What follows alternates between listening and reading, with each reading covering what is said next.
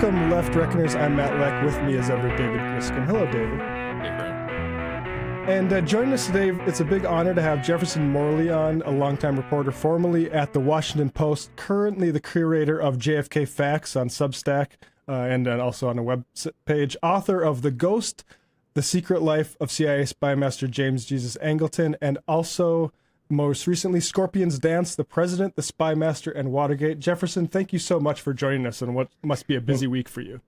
Thanks for having me, Matt. So we have you on because you're one of the leading researchers on these JFK documents. So for folks who haven't, like me, been reading your work and the work of other researchers for a decade plus now, can you just orientate people around this current release that Trump is looking at? So it's a complicated story. So let's just back up. We got to go back to 1992 when Oliver Stone releases his movie JFK. It creates a storm of controversy challenging the official story of a lone gunman and suggesting that President Kennedy was killed by enemies in his own government. Slick, persuasive, very good cinema, and creates a lot of outrage when Stone points out in publicizing the movie that 30 years after the assassination, most of the government's records on the subject still remain secret, which was true in 1992. And so Capitol Hill was inundated with mail, and Congress responded by actually doing the right thing. They said, look, we're not going to reinvestigate the assassination, but we're going to make public all the records in the government's possession. And it was a strong law, and they did something really important, which was they took the final decision about releasing a document or deciding whether a document was JFK related. They took those decisions out of the hands of the agencies themselves and put it into an independent civilian board called the Assassination Records Review Board. And so Congress passes this law, JFK Records Act, which mandates all government records have a presumption of immediate disclosure. That's the language of the law, which is still in effect today. And the law said CIA, FBI, they can postpone release of these documents for national security or personal reasons for up to 25 years. And after that, everything is public. So everything was supposed to be public in 2017. And a few of us, not many, were saying that's what should happen. And when it didn't happen, Trump promised he would release them and then immediately broke his promise. We pointed it out. JFK Facts, the Mary Farrell Foundation, the JFK research community. And people began to pay attention because, we were just dismissed as crackpots and crazy and all that. But when they blew the deadline and they still had thousands of documents, people started saying, hey, well, what's that about? So Trump blew the deadline in 2017. The decision came to Biden 4 years later. He went along with the CIA in the same way. Yes, they did release some records. Both Trump and Biden did release some records, but they went along with the core demand of the CIA and the FBI that they retain control and final decisions over what become public. So, going into this presidential campaign, we were 8 years past the deadline in the law. And Robert Kennedy was making an issue of it when he was running as a Democrat. He started as an online petition, and he said that he believed that the CIA had been involved in the murder of his uncle and maybe even in the murder of his father. Strong statements, to be sure. When he went over to Trump last August at a rally in Arizona, Trump said with a flourish, and we will release all the JFK records, kind of repeating a point that RFK had made, not one that Trump had made much. And Trump gets this big applause line. And it's like the biggest applause line of the rally. And so, he understood, I think Trump understood that was a good line for him. This was a popular thing. And also, Trump was a little embarrassed because even his supporters, like Andrew Napolitano and Tucker Carlson, they were giving him a hard time. Like, why did you do that? Why didn't you release these? And Trump spoke out of both sides. He had no good explanation except that Mike Pompeo had told him to do it. So he decided he didn't like Pompeo anymore, and Pompeo has been exiled from this administration. And now Trump is saying, yes, he will do it this time. And he issued a very strong order. So that's the backstory of why these things haven't come out and why Trump is jumping on it now, because it's a good issue for him. And he's got a, very justifiable complaint. The stuff should have been out a long time ago. And of course, the famous line from the Warren Commission was, "Not in your lifetime will all of this stuff be released." And it turned out to be maybe more than a lifetime. A little bit longer than not in your lifetime. Not in 2 lifetimes is the thing. So it's a positive moment. But look, the CIA has been fighting disclosing this kind of stuff since the day Kennedy died. So they're not going to stop just because Trump said something. They're going to keep trying to exclude things from the record. And so we still need to see how this is going to play out. I mean, look at, Trump said, "Give me a plan in 2 weeks." Okay. That was February 7th. There's no plan, right? There's no documents. Like all of a sudden these deadlines are slipping again. So we're being very vigilant, hopeful, but, we know from hard experience that, this is not a done deal. What I find really impressive about your work and the work of other researchers is kind of knowing what you're looking for. And I mean, just as sort of an introduction into that, talk about the Bay of Pigs invasion, of course, failed invasion that took place early in the Kennedy administration, and redacted documents that might be pertaining, or a redacted document that might be pertaining to that. Yeah, so the Bay of Pigs invasion is a key formative event in Kennedy's presidency in a lot of ways.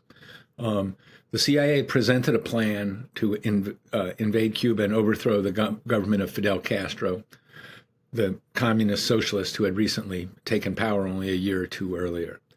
And the plan was a disastrous failure, and Kennedy refused to send air support. And the CIA-trained Cubans were crushed on the battlefield. The ones who weren't killed were captured. Great victory for Castro. David, he's the Latin David who beat the American Goliath, And so it's this cataclysmic event. And Kennedy's presidency is not even 100 days old. So he's mortified. He's pissed off. He felt that the CIA handed him a bad plan. They assumed he was going to go to war. He had no intention of doing that. He didn't think Cuba was important strategically. He was worried about Berlin. He was worried about the Cold War. Thought Cuba was a distraction. So after that, I mean, Kennedy was furious, and you'll frequently hear this line. He wanted to splinter the CIA into 1,000 pieces and scatter it to the winds. That was him raging after this defeat, this humiliating defeat to start his presidency. And he didn't trust the CIA after that. He didn't trust them to come up with a good plan, and he felt like they'd kind of boxed him into a corner and assumed that they were going to do what they wanted, not what he wanted. So when he calmed down, he asked his aide, Arthur Schlesinger, the historian, to write him a memo about reorganizing the CIA. So he's not going to splinter it into 1,000 pieces. That's an angry man. A president says, well, let's reorganize that, okay? So just as a radical idea just expressed in the language of policy. And so Schlesinger makes the case, and the case is basically that the CIA has usurped the president's foreign policy making authority by handing these fait accomplis that the president has to go along with, and he doesn't really have a choice. And that's what he felt had happened in the Bay of Pigs. So Schlesinger writes this memo. Well, we have that memo today, except one entire page is missing. And that's a story, that's a page about what's called controlled American sources, which are basically the CIA's most highly placed spies, whose identity cannot be released under any circumstances. So that was what Kennedy was worried about, and where he thought the CIA had excessive power. So the CIA is still censoring criticism of itself from 60 years ago. So, there's a new president. If he wants to know, well, what did Kennedy go through when he was dealing with the CIA? I mean, Trump can find out. He can look under those redactions, but the American people aren't allowed to see that. So, this is the kind of petty, bizarre, if not suspicious secrecy that you see throughout these records. It's everywhere. Okay. And so This is that's one of my baseline documents. If this is serious, if they're obeying the president's order for full and complete release, which is what Trump said, full and complete, we'll get this record. If we don't get this record, the executive order is being thwarted. It's that simple. And we have developed, a group of us around the Mary Farrell Foundation have developed a list of 15 documents that are, this is not exhaustive. These are not the most important ones. These are just the ones we think will be the most interesting. And they cover a wide variety of subjects, but, we know a lot about these records. This is not some blank slate for us. Each of these records is identified by what's called a RIF number, a record identification form. We have partially declassified versions of most of these records, so we can see the context of what's being said. We have some idea of what's going to be released. So I have no doubt that when we get all of these records, we will learn significant new information about the assassination. And one thing I would just add to that, the Schlesinger memo is Harry Truman, believe in the Washington Post a month to the day after Kennedy's assassination, had an editorial saying the CIA is getting a little bit too ahead of us in terms of making policy, which I thought was and it's very telling that Truman reverses himself. Truman, the man who had signed the CIA into existence in 1947, after Kennedy's assassination, he realizes something's gone very wrong, and the article that Truman wrote for the Post doesn't say anything about Kennedy's assassination, but it's obviously connected. He started writing it, we know from some internal evidence at the Truman Library, he started writing that piece on December 9th. That was the day that the FBI released its report on Kennedy's assassination, blaming the whole thing on one man. So when Truman saw that, headline, he decided to write this piece about the CIA. I mean, so draw your own conclusions, but that's exactly what happened. And it can only be because he thought the CIA might be involved in Kennedy's murder. And so kind of the context for that is something that is a matter of public record, I believe revealed, you can correct me, from the JFK Records Act, Operation Northwoods. Am I right about that revelation? And can you tell people what Operation Northwoods was? Yeah. Operation Northwoods was a Pentagon plan. It was first disclosed in 1997 by the Assassination Records Review Board, which found copies of the Northwoods plan in the Office of the Secretary of the Army. There was a couple hundred pages of documents, and it's really a stunning document. And anybody who's interested in the Kennedy assassination should read it for its insight into how policymakers thought, and it's particularly how the Joint Chiefs of Staff thought. So yeah, the idea of Northwoods was what they called, candidly, an engineered provocation, or a pretext operation. They use those phrases in the planning papers. So a pretext operation is you create a pretext for war. Sometimes these are called false flag operations. But the Northwoods concept was stage a spectacular attack on an American target, like an airline hijacking, or a terrorism spree, or refugees shot up on a boat, or John Glenn's spacecraft crashing. Whatever it was, you figure out a way to blame this event using U.S. covert personnel, blame this event on Cuba, and then that would prove that Cuba was outside the community of international law-abiding states, and that therefore the U.S. was justified in invading. And so for the Joint Chiefs of Staff, this was the preferred solution in Cuba, because Castro was pretty popular. He was very strong. He had enough support. And he had, with Soviet advice, he had a very sophisticated security service. And he had control of the island. And nobody was going to challenge that. The CIA couldn't get in there and do their usual things because Castro's security forces were so efficient. So the Joint Chiefs just said, we just need to create a pretext in which it's going to go in there and invade. They didn't care about the Cuban Revolution. They just wanted to destroy it. And so Northwoods was their solution. Well, Kennedy rejected Northwoods in March 1962, very abruptly, and we have the minutes of the meeting. He told Lyman Lemnitzer, the chairman of the Joint Chiefs of Staff, get lost. I'm not interested in this approach. I'm worried about Berlin. The part of the story that people forget is not often enough emphasized. In May 1963, the Joint Chiefs revived the Northwoods concept, knowing full well that Kennedy had rejected it.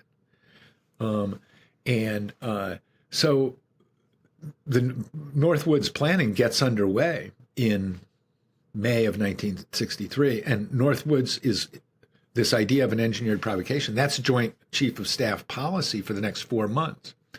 And it's not replaced with a new policy until September.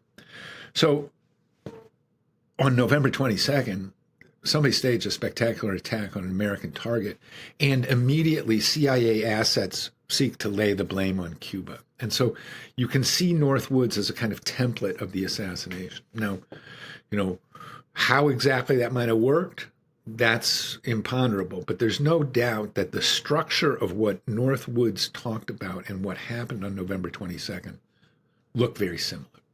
And one of the key things that we've learned in recent years, and we only learned this in 2017, the CIA itself did not believe the lone gunman theory. Okay, the week after the assassination, the president was killed. Lee Harvey Oswald was arrested. He said, "I didn't do it. I'm a patsy." And then he was killed. And so you had these two crimes, shocking, bizarre, what was going on? And the White House and the FBI immediately agreed. Johnson and Hoover specifically tell aides, we have to convince the public that this one man acted alone. He had no co-conspirators. So before the investigation has begun, Johnson and Hoover have the conclusion that they want. One man alone did it.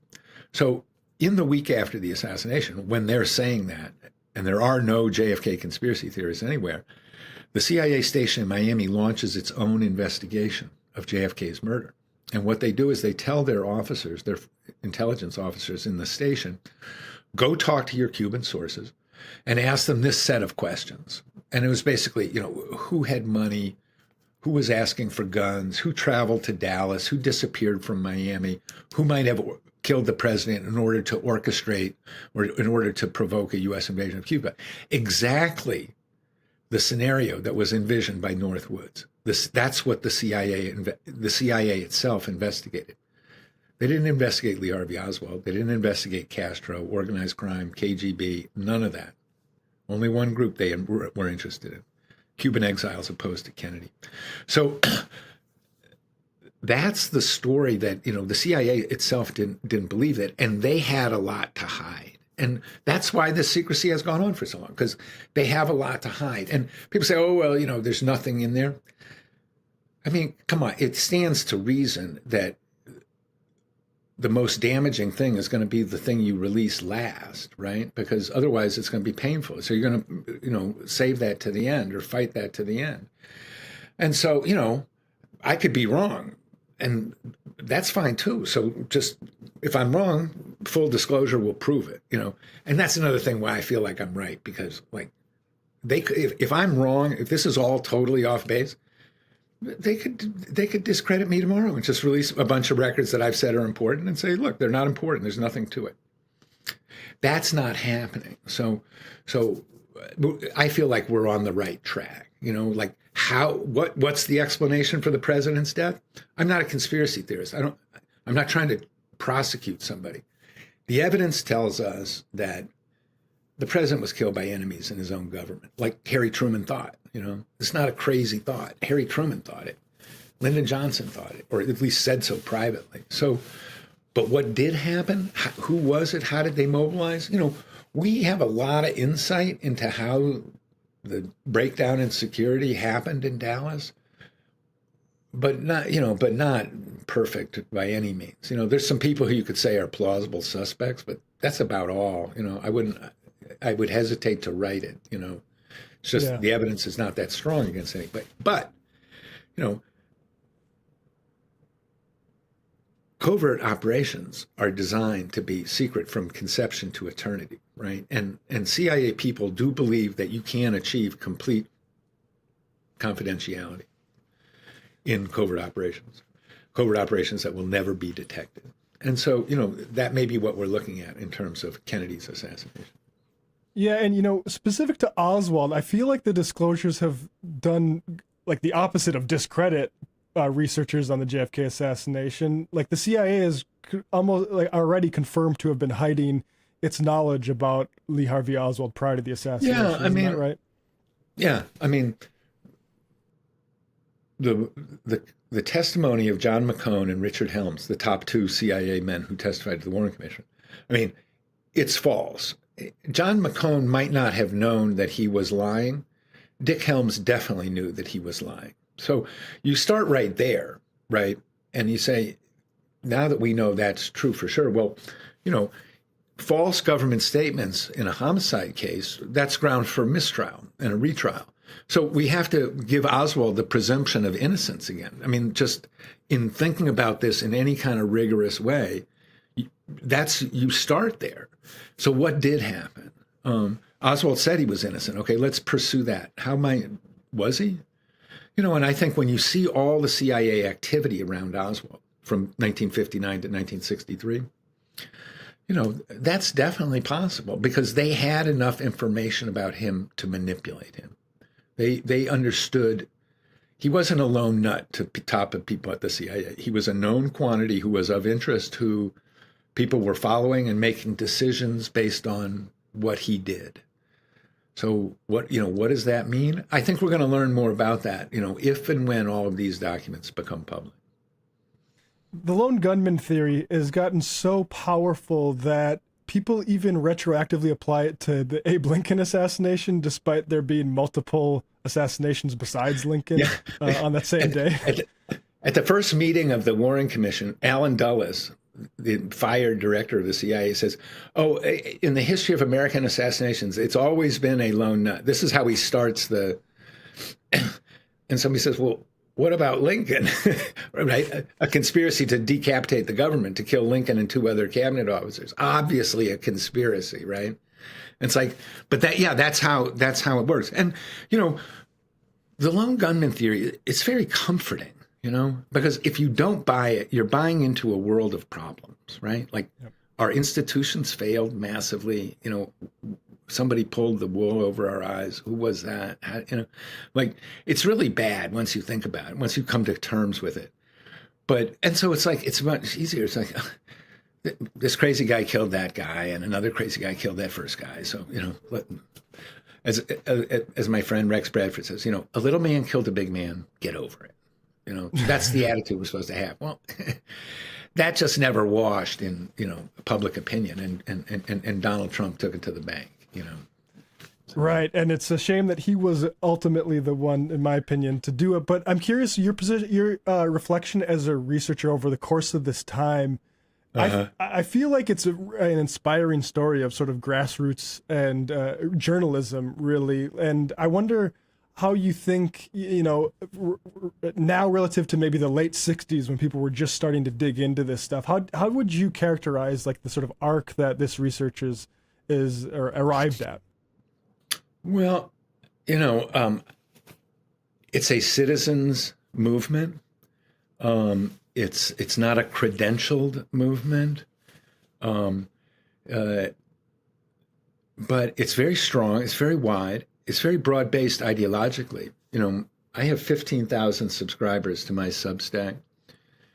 Very diverse ideologically. A lot of MAGA people, Christian nationalists, libertarians, good government conservatives, left-wing radicals, and then a whole bunch of kind of ordinary left liberal, yo-yos like myself, somewhere over there around in Bernie Sanders territory. So very diverse. And it never goes away. And I got interested in this in the 90s when the JFK Review Board first started. And for the first time, there was going to be actual new stuff, like up to that point, what could you do? Like, you could recycle what conspiracy theorists would do. As a journalist, I felt like I had nothing to work with. Then all of a sudden, boxes and boxes of CIA documents are pouring into the archive. So then there was something you could really sink your teeth into, and there would be stories there. And so that's what I jumped on. And when I started doing this, not pushing a conspiracy theory, and people say, Jeff, who killed Kennedy? I say, I don't know. And they say, well, come on, you've been studying for years. Everybody's got a theory. I say, I don't know. I'm stumped. I can't figure it out. It's too early to tell. And people would laugh about that. Oh, it's been, 40 years or something like that. No, if you don't have all the information, if some of the information has been falsified, if you got a lot of contradictory stories, no, it'd take a long time to figure out. And it did take a long time to figure out. But, once we got the records in the 90s, the whole assassination picture began to look very different. And the weaknesses of the official story were magnified and deepened, and to the point where now you can just say, when I started this, I would say, maybe the single bullet theory was true. Maybe it's the least bad explanation of what happened. And then you realize, no, it's not the least bad explanation of what happened. It was a story concocted to save the lone gunman theory. And so, but it's a troubling subject because, like I said before, once you get into it, institutions failed in multiple ways. And I think, we're still trying to come to grips with that. It's interesting that and now it's happening amid this crisis in government created by Trump's, authoritarian, by Trump's coup attempt, basically. But, there's a crisis of legitimacy amidst that coup attempt. And JFK is right at the heart of that, So how it's all going to play out, I don't know. Absolutely. Well, folks, do go to jfkfacts.org and jfkfacts.substack.com. Like I say, over 15,000 subscribers. I really can't tell you how much I appreciate your work, Jefferson. Thanks so much for your time today.